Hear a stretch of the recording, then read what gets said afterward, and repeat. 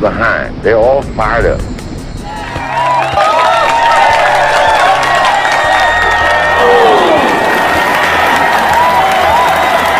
What we got to do? First place, our defense has got to go out there and take the ball.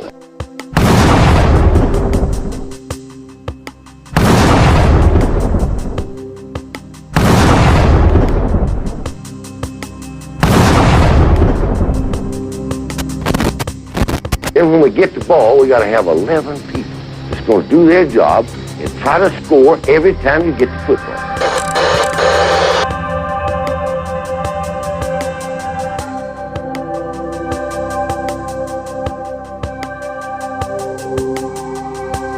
If we do that, we'll be all right. That will be all right.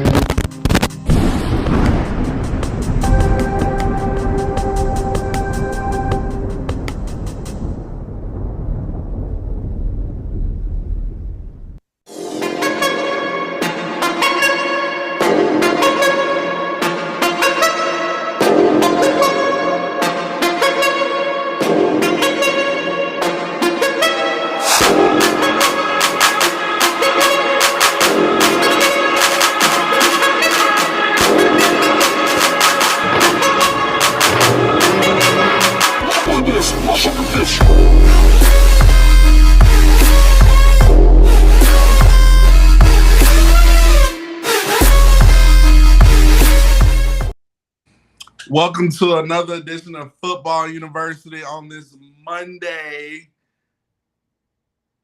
where we talk anything and everything football related. And I know everybody, Bama Nation, is quite sad.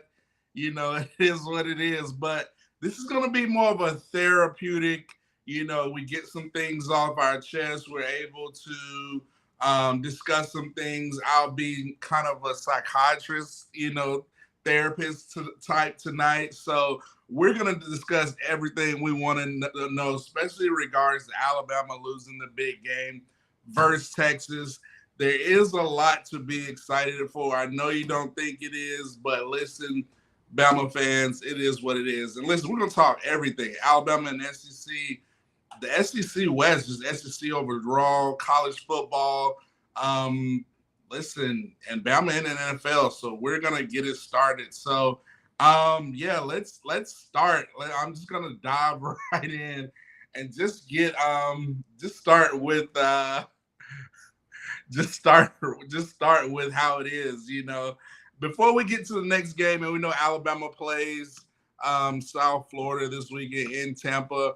I want to say, hit that like, subscribe button and get in the comments in the student section. Shouts out to Jeff Stapleton, who makes a great comment. Listen, next game, Roll Tide, but we got a lot of things to fix. We have a lot of things to fix. Like, it is brutal what we have to do. So we got the Georgia fans, they'll be in here. Shouts out to the Georgia fans. Haven't seen them all year, but it is what it is. We do have to play the next game, but we got a lot to fix. So I just want to talk about the game in general Saturday. A lot of people are going to point to Milroe and say, "Oh man, is he our quarterback?" But man, we struggled a lot up front. Man, our line of scrimmage is just it's just poor. Now I don't know what's going on. I don't know. We're not seeing it in practice. Maybe we need to change our practice that way we can get the right guys in the right positions, because if we don't change, Alabama's probably going to lose another 1 or 2 games if we keep doing the same things. But I want to get back to Milroe. I think, Milroe made some good plays, but, in football, turnovers is the biggest issue. And I feel like offensively, we were so out of sync.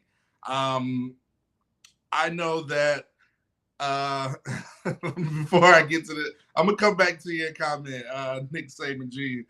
But just offensively, we just look out of season. I thought the defense actually played a decent game. I feel like it's only so much you can do holding Steve Sarkisian's offense, because we know Sark is a methodical, mad genius when it comes to designing plays, setting up plays. and getting the offense where he needs to be, even on a road game. So, that's going to give Texas a lot of confidence. But I want to say what Sark did and what we could have done with Milroe. Sark, you notice that how he started the game, he did a lot of perimeter easy throws to get Quinn Ewers kind of in the flow of the game, running the ball. We ran the ball, but I don't think we gave Milroe a lot of easy throws on the perimeter. I thought that was one thing we could have taken advantage of, because I feel like they weren't even respecting us defensively. They were playing bail, and they were just see what Milroe was going to do. So, speaking of Milroe, I'm going to talk about the elephant in the room. I still think it's a lot of things Milroe needs to improve on. On those interceptions, he's really one thing I've noticed, and we Alabama fans, we gotta know we have been spoiled. We went from Bryce to Mac Jones to Tua to Jalen Hurts. Like the past 4 or 5 years, we have been spoiled at the quarterback position. So it's a lot different. But things I think Milroe can improve on, he's got to be able to become more of an advanced quarterback. Footwork, obviously he needs to work on his footwork, but being in the pocket, if he's going to be a pocket passer, he's got to improve, pocket passing and just accuracy. I mean, I know he was running for his life. I'm going to get back to Nick Saban Jr.'s comment about the offensive line, but to me, he's still holding on to the ball and not actually reading the defense. So you can tell he's still a young and playing big-time quarterback play. Especially if you're pretty young, playing in the SEC or just playing big SEC football is probably, it's a good, your learning curve is so high. So, but those are things I know Milroe needs to improve on. Those 2 interceptions, he actually just stared down at the receiver and he made the defensive back. I mean, he knew where he was throwing the ball. So he's got to improve on that. And, I don't want to just throw it all on Milroe, but, Milroe, he needs to continue to get better. He needs to continue to throw an accurate ball. He needs to continue to work on his footwork. Like I said, he needs to take the next step and holding the safeties, not being so, one read, knowing where, if that read's not there, being able just not looking at where you're throwing the ball. So, I'm going to say this right now. I do think him and Tommy Rees need to have a sit down. I do think they just need to have a sit down and say, listen, what do you do well? What can we do? And how creative can we come up with the offense for you? Because I don't know if being a pocket passer is just for Milroe. I mean, he hit the long shots, but I think you could really warm him up like Sark did with Quinn Ewers. Get him some easy perimeter throws. I mean, that second interception he threw to Burton, I'm like, why are we running such a long route? The defense is just bailing, playing off. Just run like a quick hitch. Like, to me, that's just football common sense. And, me being a former receiver, I mean, if it's open, just open, run quick game. So I think we can incorporate quick game and really help, build his confidence. And I think him and Tommy Rees need to have a sit down and just come up with a creative offensive plan of what, he does well and what, how they can incorporate and make that happen. So let's get to the student section. I got to go back to Nick Saban Jr. Shouts out to Nick Saban Jr. He said, listen, they don't have that dog in it. Listen, I think the defense, I'm going to give the defense their props. I think it's only so much you can do. You can weather Sark's game plan, the storm. I think they played a decent game, but we were just looking at the replays. We were out of fits. So we were not mirroring route patterns correctly. Some guys just made great plays. It is defense looked tired. I think we still need to rotate guys up front. And I'm gonna talk about the line of scrimmage. So I feel like, speaking of that dog, we do not have that dog on the defensive line or the offensive line. I mean, we were getting exposed. Caden Proctor was getting exposed. Seth McLaughlin had a bad game, bad snaps. Let's see who else. Obviously, Dalcourt. I mean, I didn't think Dalcourt should have been starting coming into week 2. So, and it's just me what I'm understanding. So obviously, it's got to be a disconnect from practice or something. Either we're just going through the motions in practice, and coaches are saying, "Oh, it's good enough. He's the only one that proved it." We got to change things up that way. If the guy's not getting the job done, put somebody else in. I mean, I'm not understanding how difficult. We got to get guys who have that dog, and especially on the defensive line. We struggled on the defensive line, and I'm saying it's going to sound like doom and gloom, but Bama fans, it was doom and gloom, and we still had opportunity to win the game. Like, I mean, it's that crazy. Like, I don't think Texas are world beaters. You know, we played probably one of the worst games and still had the opportunity to win the game if we clean up some things, you know, here and there. But we didn't. So hopefully that's why I said at the beginning of the show, changes have to be made, I believe, up front, whether it's practice. We got to get more guys in rotation who are fresher. I think we have to work on drills from the defensive line perspective where they are actually working on a swim or a rip move or something instead of just getting blocked. And so many times Dallas Turner was getting double teamed and somebody else, Braswell or Keenan, was getting double teamed, and we had Jaheim Otis one-on-one, and he couldn't win his one-on-one matchup and make a sack. So, you know, a lot of those things are concerning, but I think they're fixable. It's just that we got to fix them now, and we have no room for error. So I'm going to stay in the student section. Y'all got to rocking and rolling, RT and our Roll Tide Road and Rise Up. And all the Falcons fans, yes, I'm going to talk about your Falcons. You know, I was on the Bryce bandwagon. I'm still a Bryce fan, but listen, we're going to discuss that. Listen, Nick Saban Jr. says offensive line needs help. Like, they are soft. Listen, another thing that was concerning, I did not see the juice from the offensive line coach. It's like we're getting whooped, and he was just on the sideline, just, you know, letting it be. Or Coach Saban, I want to see more of a militant Coach Saban. You know, I want to see him, you know, chewing out. He should be having broken at least 2 or 3 headsets. And we're kind of going to discuss Saban. You know, is it? You know, maybe the Saban effect is coming back to haunt him. I don't want to go too far, but yeah, it was a lot. Saban still looked kind of calm.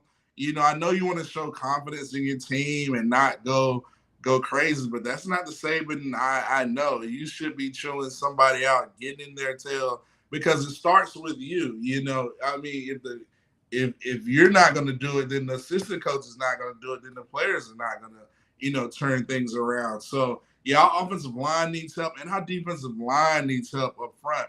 Football starts up front. I mean, you win games. You look at Texas offensive line. It's a viral clip that's going out of Texas offensive line, and I got to say it, man. Their offensive line coach, Coach Flood, we know how he was, how great he was for Alabama. And we know Texas defensive line coach, probably the best defensive line coach in the business, in Bo Davis.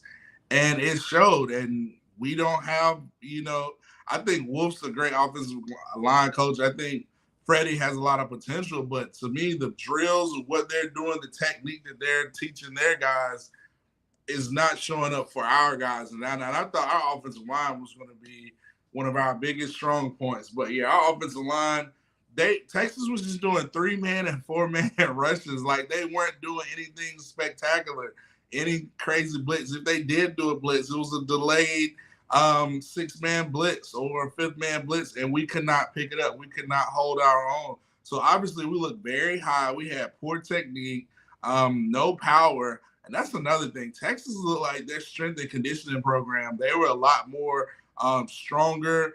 They were a lot more physical. They were a lot more in shape when it came to the fourth quarter. I mean, I know our defense was out there a lot, but still, they just looked like they looked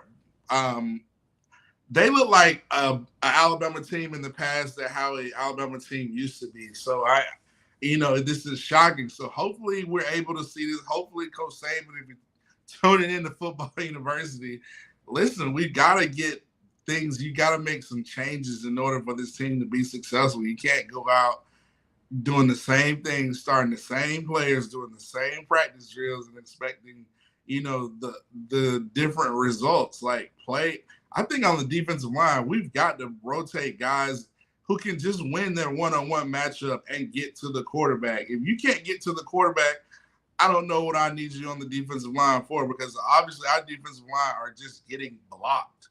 Like every time I watch them, they can't shed blocks. They're just rushing, pancake, two-hand touching. This is really bad. So, it is what it is. So let's stay in the student section. I don't want to just go on this rant. But, yeah, Joe Stapleton's got a great point. Our offensive line, listen, they were probably the biggest disappointment. I know Milroe had a lot of disappointment, but Milroe was running for his life. Like, I think there was a lot of things we could have done. We could have made the game a lot easier for Milroe. We could have played to his strengths. It seemed like Reese was trying to make Milroe a pocket passer, but you can't do that when you're not getting protection up front. Like, he's already running from his life, so he's already jittery. He's already not that he's no Bryce Young where he can just improvise. He can move the safeties, all that. He's still a green quarterback. So if you have that, you have to really run the offense that caters to his skill set. I mean, for me as an offensive coordinator, that's what I would be doing. But yeah, our offensive line, we've had so many penalties. We lost the turnover battle. Whoever the quarterback is, you can't turn the ball over. That's why I think we need a game manager. I think if Milroe if we can run the offense from that standpoint, or Milroe just being a game manager does what he does best, then we could move forward. But offensive line, man, they called back 2 touchdowns. That's why I said we played one of the worst games of the year and easily could have won the game if it wasn't for penalties and turnovers and just bad execution, So it is what it is. But I don't think it's all doom and gloom, but just some glaring things. The offensive defensive line were very the biggest disappointment. I thought Milroe was going to play a better game, but he's the quarterback, so he's going to get all the blame. I feel like Tommy Reese could have, played what works best for his strengths. And I give an example. You look at what the Baltimore Ravens did with Lamar Jackson the year Lamar Jackson won the MVP race. Greg Roman, he comes out, he does what Lamar Jackson does well. He runs the offense with him. Like, he runs pistol, he runs shotgun, he runs a lot of zone read options, a lot of different triple options. And he won an MVP, and they were very successful that year. So I think that's something that Tommy Reese, I thought would have been doing, instead of him just trying to get him to run his game plan, run what works best for him and just get creative from that standpoint and make it easier on your offense. Because I feel like Milroe can hit the home run, but you have to set up the quarterback runs, the run game effectively and get ahead of the chains early and down. So, that's just my 2 cents. So let's stay in the student section. Y'all are, man. Roll Tide and Rise Up says, get those coordinators out of the box and on the field. I don't know what it is. I don't know if it's the box or the field. I don't know what it is. I just think we just need to have one thing Texas did. They out-schemed us. They out-coached us, and they outplayed us. So I don't know if the box is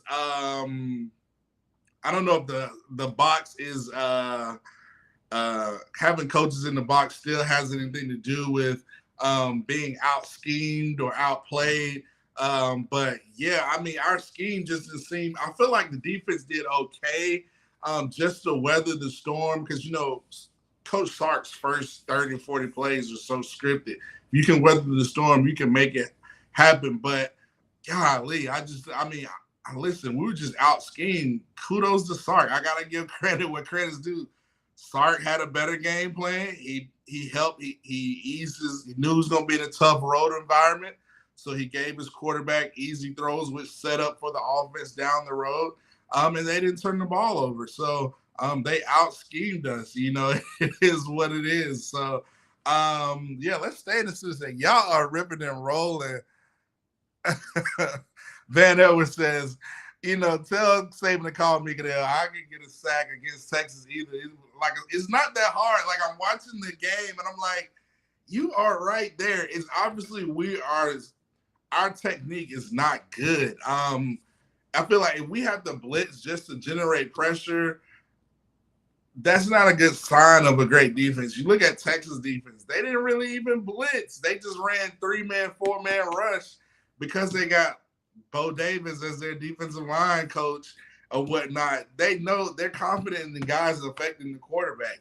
You know what it is? So I feel like we have to do that. And there's got to be some type of change in like our drills, our defensive line pressures, how to get off block. It seems like we're rushing up the field just to get blocked. Like, we can't even beat double teams. You look at our defensive line in the past with Quentin Williams and Deron Payne and Jonathan Allen. These guys they had to be triple team. They're still getting triple team to this day because they're so dominant. So something we have got to do, whether it's the coaching, the practice, we've got to change something up. Like I said, change has got to be made. Sam Cooke's got a song said change is going to come. So change hopefully came today at practice. And, if not, it's going to be a long season for Bama fans. I'm just being honest. And we hadn't even gotten to SEC play. Like, we know news broke that Alabama, Ole Miss, Tuscaloosa, 2:30. That's going to be even more challenging game because Ole Miss is undefeated. I think they're one of the few SEC West teams that don't have a loss. LSU has a loss. Bama has a loss. Texas A&M has a loss. So, listen, the SEC West has just gotten a lot more difficult for us to win. I think we just need to take it game by game, continue to develop. It's just so much we have to do. But like I said, changes has got to be made. So let's stay in the citizen section. I want to hear y'all. I said I was going to be like a therapist tonight, so let's listen. The main problems I saw with the offensive line, defensive play calling, not enough blitzing, pass pressure, penalties, and mistakes. Yeah, I agree. Like, we can't even get pressure with 4. I feel like if we can't get pressure with 4 and we're going on these long drives, obviously these guys are tired. Rotate other guys that can get there. I'm not understanding why we're just so hard, sticking with these main guys. If they're not getting the job done, get them out. Put somebody else in. And obviously there's a disconnect from practice and the technique. So we've got to, as coaches, we got to improve our techniques, drills. Hopefully coaches are going out and trying to find something new over the weekend. How can I get my defensive line to get off blocks? What drills can I do? It's not that hard. Just YouTube. Just Google. It is what it is. Not that hard. So, like I said, like you said, be jamming. Like, the offensive and defensive line, that was pretty bad. Offensive play calling, I just feel like we could have done a better job fitting what strengths work for Milroe. And, Milroe's got to not turn the ball over. I'm not going to sit here and say that he can't turn the ball over. You can't give 2 picks versus a Sark-led team, one of the top 10 teams in the country. You can't do that. And when you have your opportunities, you got to capitalize on them. Like, he had Jace McCullum wide open down the sideline. We couldn't hit him. So it's a lot of opportunities we just miss, and he's got to take advantage of it. If not, you got to start looking at other quarterbacks. We're going to change the quarterback. Shoot, we need to change the left guard. We need to change the center. It's so many other positions we need to make changes to, not just the quarterback, and not leave it right there. So let's stay in the student section. Justin Summerlin says, Milroe had players all night. He just can't read defense. I like Milroe, but at the same time, it's time to change QBs. Like, I think so. It goes with the system. I think you have to give, Tyler Buckner a shot. Me personally, I haven't seen practice, but just a little tips I've seen. I have heard people rave that Tyler Buckner probably is our best looking quarterback at practice. Maybe it's because he knows how to run the system. It is what it is, but I just want to win, guys. Like, I don't want to lose. I don't need a quarterback that's going to turn the ball over. I still think Ty Simpson has a lot of upside too. I think he's just one of those quarterbacks it's like an AJ McCarron that's just a gamer. So I wouldn't be mind seeing him out there. That's what I'm saying. Just don't go by what you see at practice. Like, we need to change up practice. We need to make it more competitive. That way we can really get the true guys that need to be starting out there, not the guys that's just going through the motion. So great comment by Justice Summerlin. Brock says, yeah, I think we need to give Buckner a shot. I think we probably do. I think if Tommy Rees is not going to change up his system to fit Jalen Milroe's scheme or what his strengths does, then you have to look at Buckner and Ty Simpson, because obviously they know how to run the system what Rees is trying to incorporate, to the T. So, it is what it is. But if you're going to roll with Milroe, cater the offense to what he does and break it down to where his strengths and be creative from that standpoint. But if not, roll with Buckner and Simpson. That's all I'm saying. But you got to do it all around. Looking at Proctor he struggled last week. Maybe you got to look at Elijah Pritchard. Look at some of the freshmen. Dalcourt has been struggling 2 weeks in a row. You need to make changes right there. It's changes all over the field. We can make changes. So I just don't want it to all be on Monroe. It's got to be all over. Roll Tide Rise Up says that offensive line is going to get someone killed. Like, Milroe was running for his life. Like, and I said this, they were only doing 3-man and 4-man rushes. It wasn't like these really exotic blitzes like they're going against Ray Lewis and the Baltimore Ravens back in the day. No, they were just rushing 3. We had, excuse my language, we had very, very poor technique. We looked very high on both sides of the line of scrimmage. No low pad level, no great awareness. We're not seeing things. We're getting driven back. I mean, it's just really, really bad. I mean, all these things are fixable, but you would think we would have ironed it out during camp. So it makes me think about, obviously there's a disconnect in the way we practice, and that's not what I've known Coach Saban practices to be. Coach Saban practices have been so hard. And we're going to talk about Coach Saban. Has he gotten softer? He's got the grandkids. Like, what is going on? Has the Saban effect came back and haunt him? We're going to discuss that. But we've got to get the offensive line stirred up. It starts with Coach Saban. Like I mentioned, it starts with Coach Wolf. Changes has got to be made. If we go out Saturday and I see Dalcourt in the same offensive line set, I'm telling you, we're going to be in for a long season. No changes are made. I'm just being honest.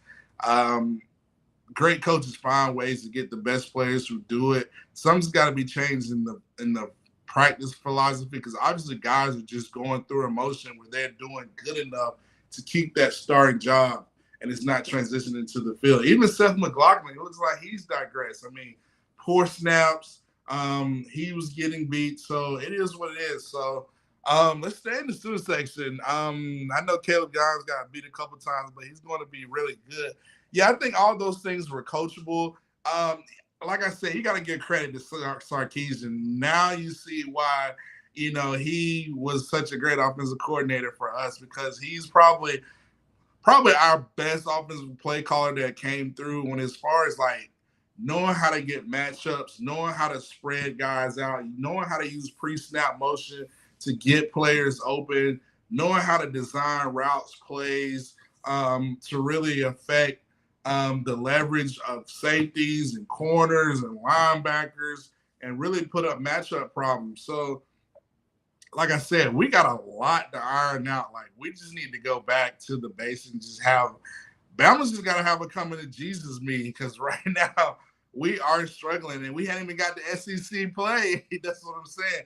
And our next SEC game is going to be Lane Kiffin. Like, Lane Kiffin is licking his chops. They had a big win versus Tulane. So, I mean, it is, Pete Golden's going to be looking to do his thing. So, we've got a lot to iron out. So, if we're going to make changes at the quarterback position, we need to make changes at left guard, right? I mean, we need to make changes for all the players that haven't done great. I wasn't too impressed with, I thought Lawson played a good game, but 17, he looks like he was out leveraged when it came to reading patterns. He looked lost, and Sarkisian took advantage of that. So maybe we need to look at somebody. We know Jihad Campbell's struggling trying to get back healthy. Maybe you look at Murphy or you look at Blackshire. Changes got to be made. That's going to be my theme tonight. Changes got to come in order for Alabama. If they want to get to Atlanta, that's so far right now, but changes got to be made. And it starts with, I believe, the head man, Coach Saban. So let's stay in the students section. Brock says, I'm very disappointed. Milroe is not that guy. I think it's kind of a twofold. I think Milroe has potential, but I think Milroe is such an athletic runner, just an athletic QB. You have to cater the offense to what works best for him. Like, you can't have him doing Peyton Manning offense. His offense needs to look like capitalizing on his athleticism, like running the ball, zone reads, triple options, making it difficult, and then creating passes out of those sets, giving him easy throws. That's how you cater an offense to his strengths. So I put that on the offensive coordinator, Tommy Rees, and I'm putting it on Coach Saban too. Like, he's the head guy. It is what it is. Like, nobody's not catching this smoke from Football University. So let's keep it going.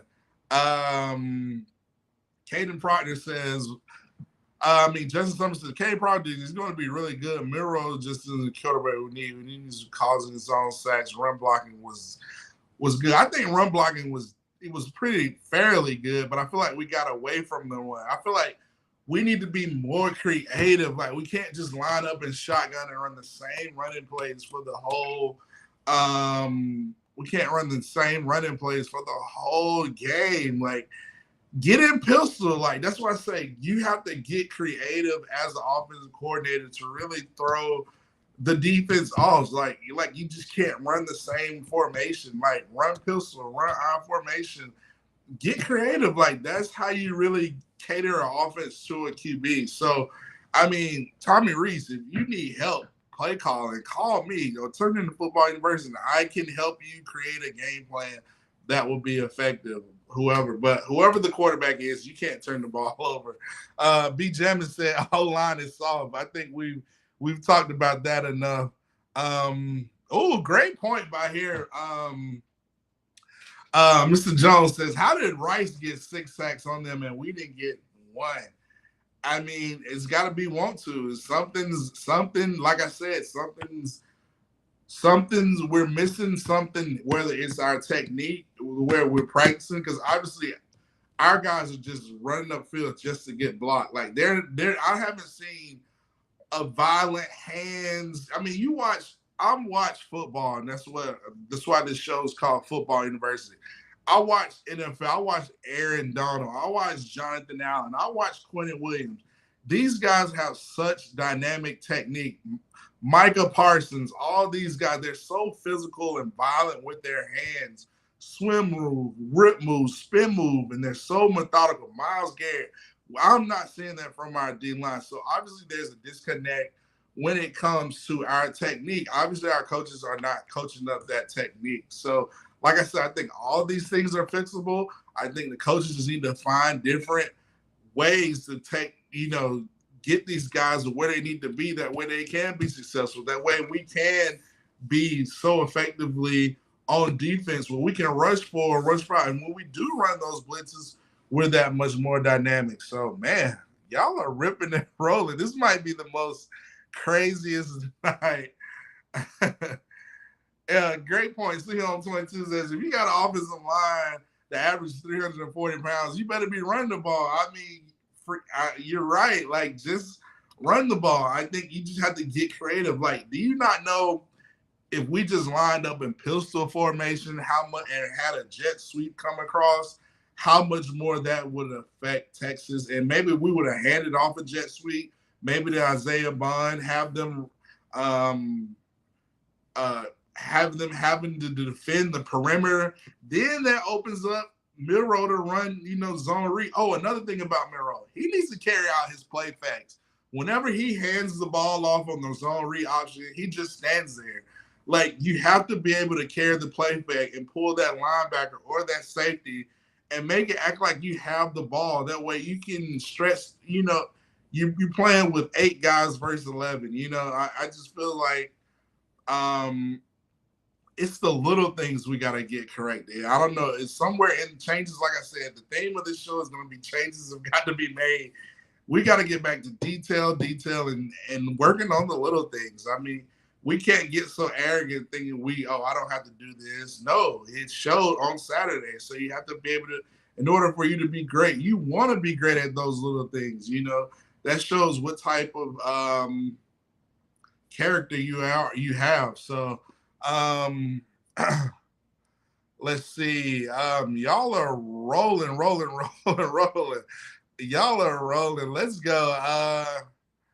Let's go. Miro can't get through his progressions fast enough.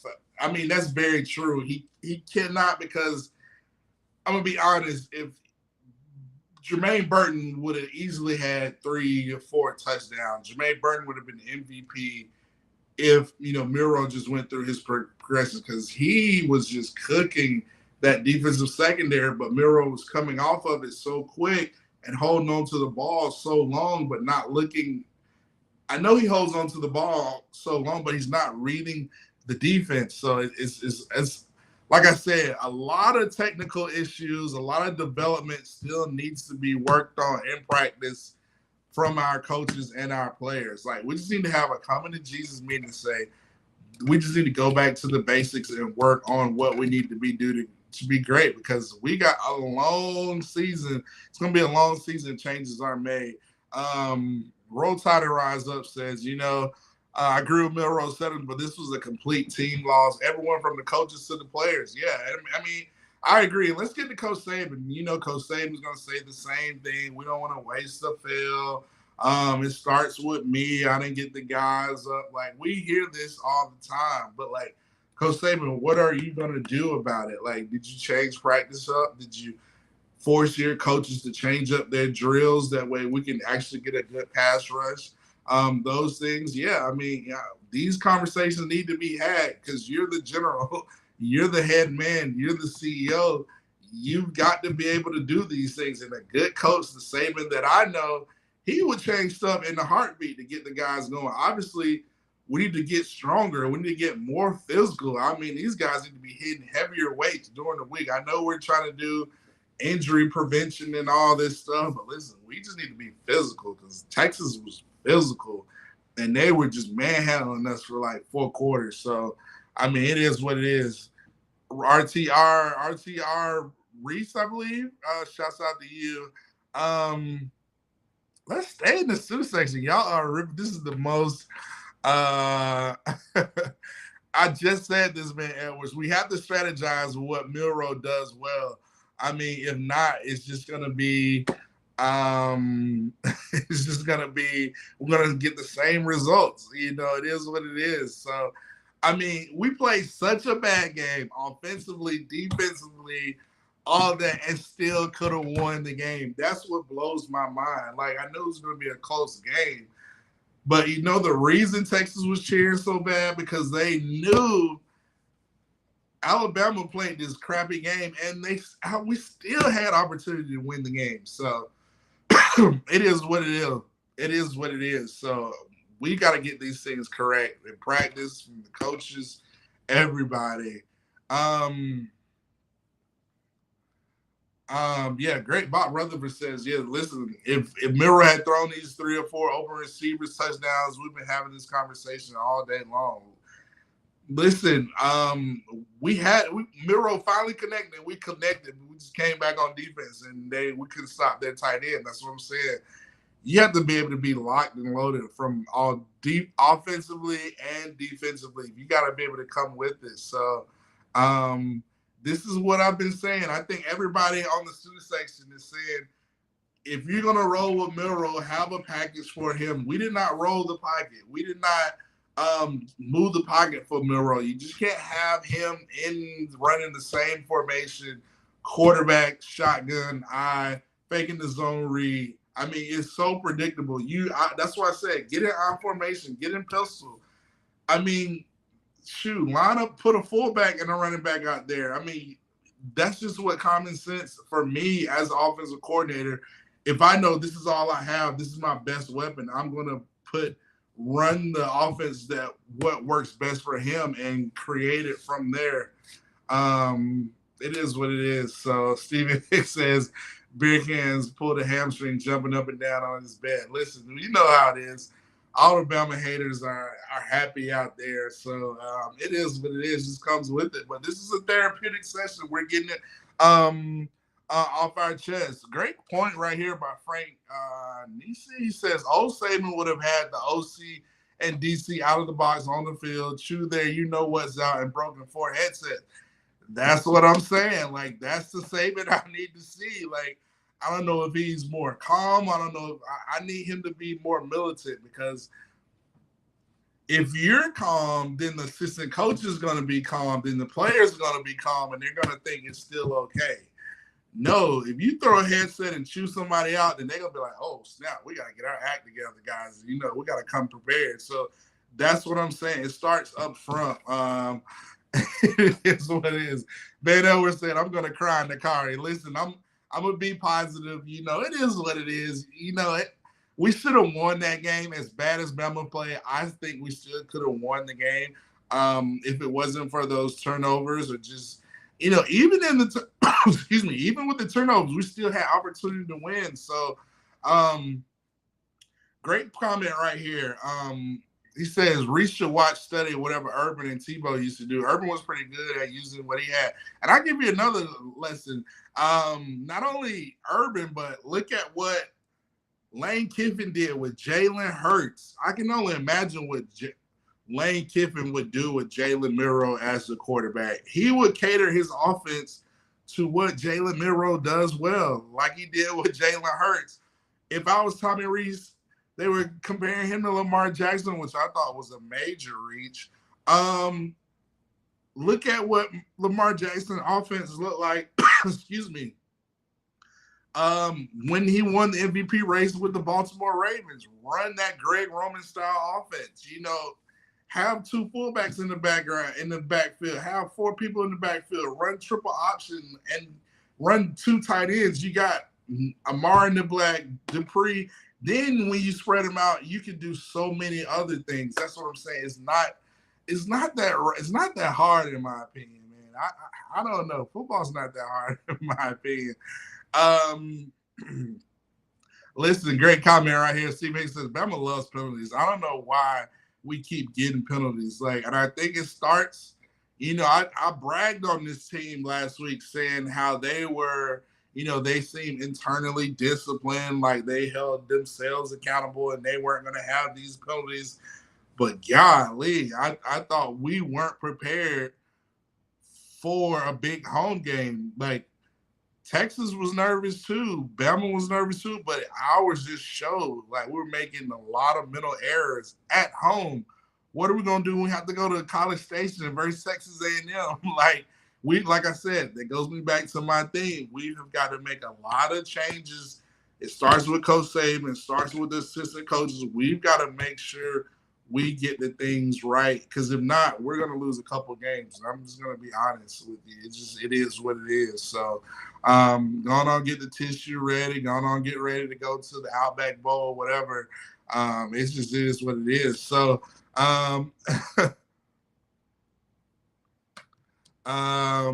let's see.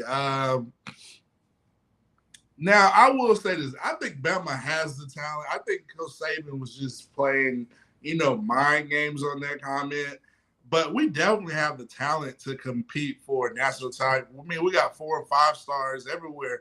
I just think we got to have our coaches bring the best out of these players and put them in the right situation. That way we can get to a national title. Like, we just can't be doing mid-practice drills.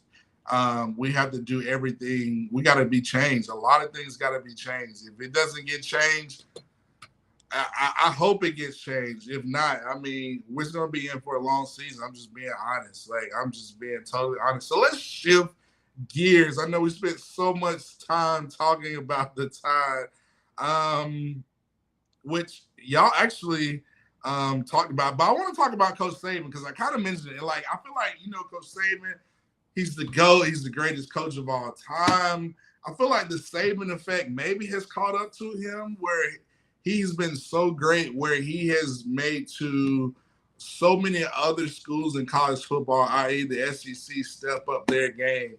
They always want to hire his coaches. They always want to hire, coaches from his staff and get the best coaches. And I feel like maybe the Saban effect has maybe come back and haunt him where everybody else has stepped their game up. Texas, Georgia, Tennessee, all these other schools, Texas A&M that we play that have that Saban effect, they're actually looking, a lot better than we are. It's maybe come back and haunt us. And,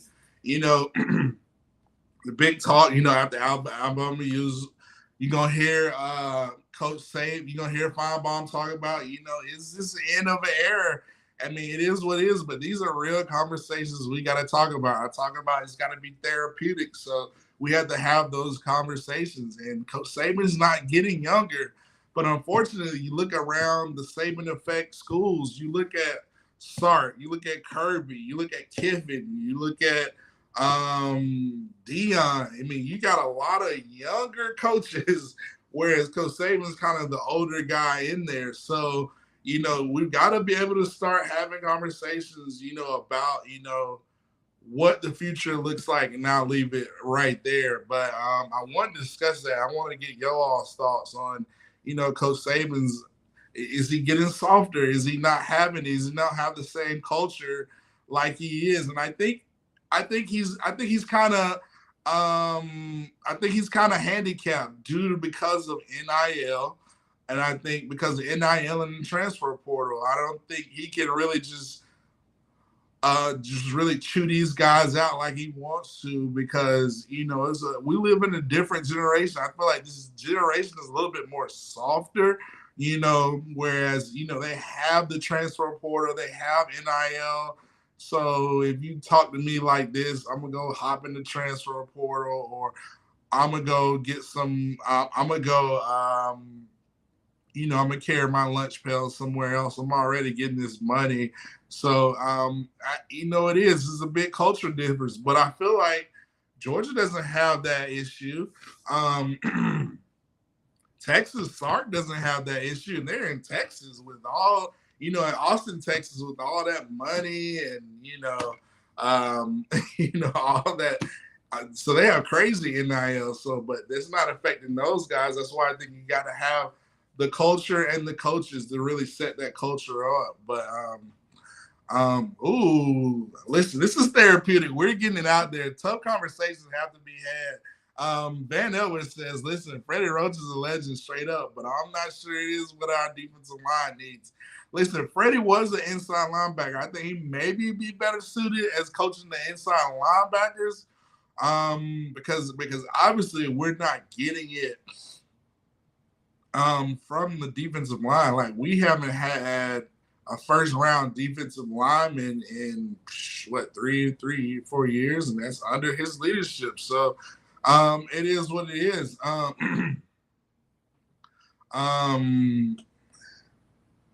Great comment. It says Saban let his RB having a binky mouthpiece was crazy. Saban's still to go, but yeah, I feel like I know the younger guys don't want to hear this, and they're like, oh, it's a different generation. But, it's a lot of wisdom you can get from a lot of the older former players. And a lot of the things, if we can just iron out the details, the little things, I feel like that can make us so much better as a team, as a mindset of a player, as a unit, as a team. Listen, we're getting it all in our system. We got to have this therapeutic. Listen, we got to have a therapy. This is a therapy session. We're getting it all out here on Football University. So we're going to have those tough conversations. Says, I agree about our defensive line. I'm going to rapid fire. Frank Neeson says, listen, Kirby's chewing them out. Kirby has a culture. He has that Saban culture. Like, he's going to chew them out. You have to chew your players out. I mean, it is what it is. They're either going to join or not. If they leave, it is what it is. I won't be so worried about losing these guys because you're going to lose them anyway. So Listen, B. Jammin says D-line coaches matter. Just look at Bo Davis. That's what I said earlier. The reason their defensive line looks so much better because they had the best defensive line coach in the country. So we got to try to find that defensive line coach that that gets it done. So let's get to Lori Cadell's comments. She says, Saban coaches are always in now. Everyone wants them there and goes the consistency in the program at times. More work to get the synergy each year. Yeah, I think, I think Saban's always got the best coaches, but I feel like with that, he maybe had to be a little bit more strategic, whereas maybe he didn't get the best coach because he didn't want to have so much changeover. Because if you get the best coach, he's going to be gone the next year, and he don't want to lose in recruiting. He doesn't want to lose, so maybe he didn't get the best guy. So that's a great conversation to have. I'm not knowing about this Binkies thing. I just saw two different mouthpieces. Like, I saw green. I saw all these other colored mouthpieces. I saw gold mouthpieces. When I looked at Texas players, I think they all had white or orange. I don't know what it is about the mouthpiece that we are. Am I getting something wrong? Am I maybe just old school? I don't know what it is.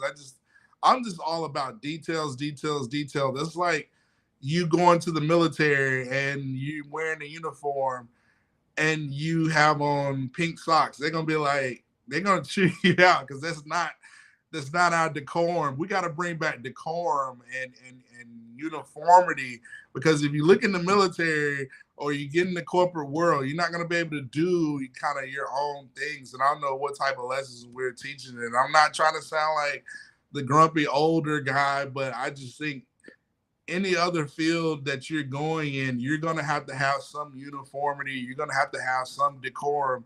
You can't show up in the Marines wearing, the uniform not correctly. It's going to have to be correct. It's the reason you wear it correctly, because you want to show, that united front.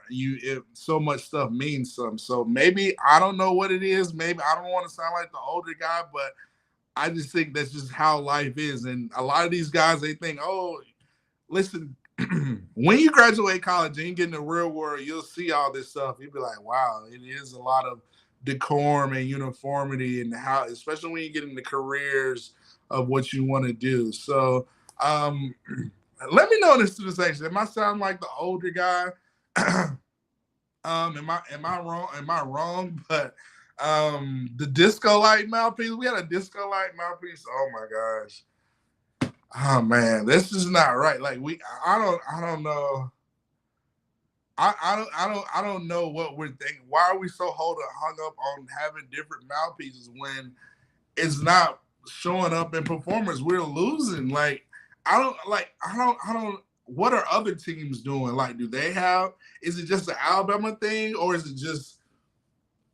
Because I don't see other schools. I don't even notice mouthpieces until I watch the Alabama game. I don't know what it is about the mouthpiece. And I know it's a big deal. I mean, you can win games and lose games, but I still think we need to have some decorum. We need to have some uniformity. We need to have some type of standard.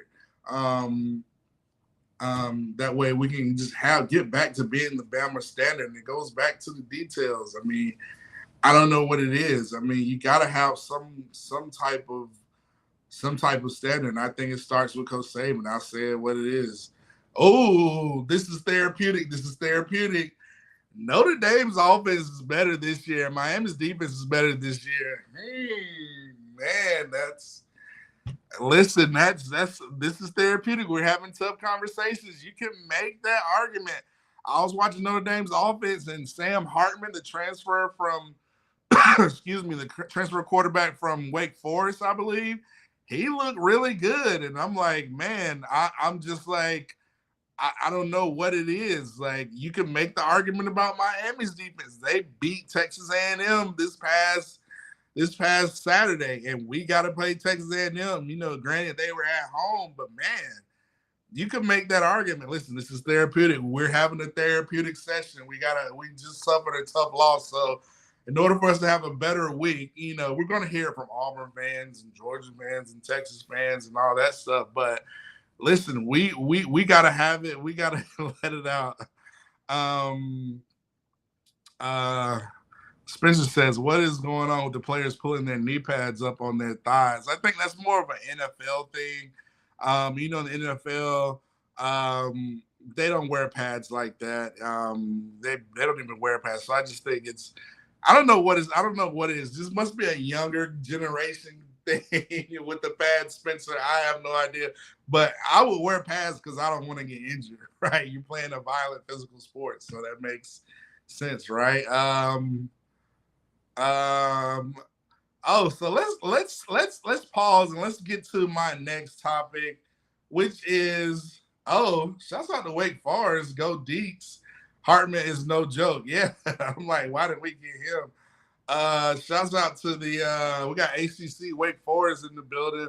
Fans, Hartman is no joke. Yeah, he makes Notre Dame look a lot better. Let's get to Bama in the NFL. I want to touch bases on that.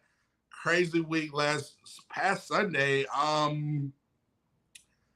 Tua talking about Lord. To me, he won week 1 MVP. He went against Justin Herbert. He threw for almost 500 yards. Like I said, I know Alabama fans, we've been spoiled from Tua to Jalen to Mac Jones to Bryce Young.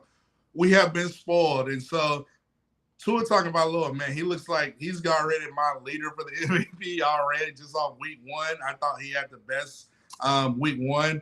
And since I mentioned Bryce Young, I got to shout out the Falcons fans out there. Where is the rise up? Oh, yeah. I got to shout out the Falcons fans out there because I was just ripping and raving about Bryce Young, how he's going to come out there and handle his business versus the Falcons and how he's going to win the NFC South Division. I was completely wrong. Listen, Bryce, he looked good. He made some throws. He's still a rookie. Excuse me, just shows you playing quarterback is hard. But he had 2 interceptions, I believe. Jeff Bates had both of them. The safety that was acquired from the Cincinnati Bengals. He looked really good. I mean, Bryce Young had been struggling, but word on the street is that Bryce Young had been struggling with interceptions in practices for 4 straight practices. He had been throwing interceptions. So I know Frank Wright was saying, that's not a concern. It looks like it's a concern. They're going to have to get that ironed out. So shouts out to the Falcons fans out there. And let's go to the the Philadelphia Eagles when there was I mentioned Mac Jones and Jalen Hurts. Well, they played each other, and both players looked good. Jalen Hurts had a touchdown on Devontae Smith. Devontae Smith did the rock the baby because guess what? He just had a baby girl, I believe, the day before, him and his girlfriend, I believe. So shouts out to Devontae Smith. Jalen Hurts looked really good, but Mac Jones – he actually looked really good. He was struggling. He had 3 TDs. He had 300-some yards, but Mac Jones has no help. He's out there playing with the custodian at receiver and the janitor at running back. He has no help. Belichick, get out of this cheap labor market and get invested in some guys. You're not going to win Super Bowls like that. You could do it when you had Tom Brady, but listen, if you're trying to win a Super Bowl, you need to invest and spend that money. Robert Kraft don't have a problem spending that money. So I talked about, Devontae looked good. Jalen Hurts looked good. Mac Jones looked very good. I talked about Tua being week 1. I talked about Bryce struggling in interceptions. He's going to have to get those interceptions down. But I want to talk about the rookies besides Bryce. Going back to that Thursday night game in Kansas City, in Arrowhead, the Detroit Lions came out with the upset victory, and Jahmyr Gibbs was putting on a clinic, but he needs to get more touches. He looked very good, but Brian Branch had to play the game. He had a pick 6 versus the Patrick Mahomes, the GOAT at quarterbacks right now. And so Brian Branch right now, I told you last week's show that I have Brian Branch and Will Anderson as my top 2 defensive rookie of the year candidates, from Alabama. Obviously, Jalen Carter, the guy, defensive lineman from Georgia, is going to be up there, and some other players. But, yeah, And in my offensive rookie of the year, I said Bryce Young and Jahmyr Gibbs. Right now, I'm putting probably more stock in Jahmyr Gibbs just because he's a positionless offensive weapon that, he can't be stopped. Oh, and Will Anderson. Did I tell you Will Anderson was the only rookie defensive lineman to record a sack in week 1? And he got it on versus Lamar Jackson, which is really good. So shouts out to the Bama rookies. Excuse me. Want to get back to college football. The Pac-12 is 18-0. Can you believe that? You would think it would be the SEC. The SEC is struggling right now. The SEC West in general. You look at Alabama. Alabama is 1-1. You look at Texas A&M. Texas A&M is 1-1. You look at LSU. LSU is 1-1. So right now, the only undefeated teams that I know that are in the SEC are Arkansas and Ole Miss. Auburn lost to California. So listen, the SEC West is going to be interesting to see. SEC is not looking as strong as I thought it would be this year, but I'm all for the SEC.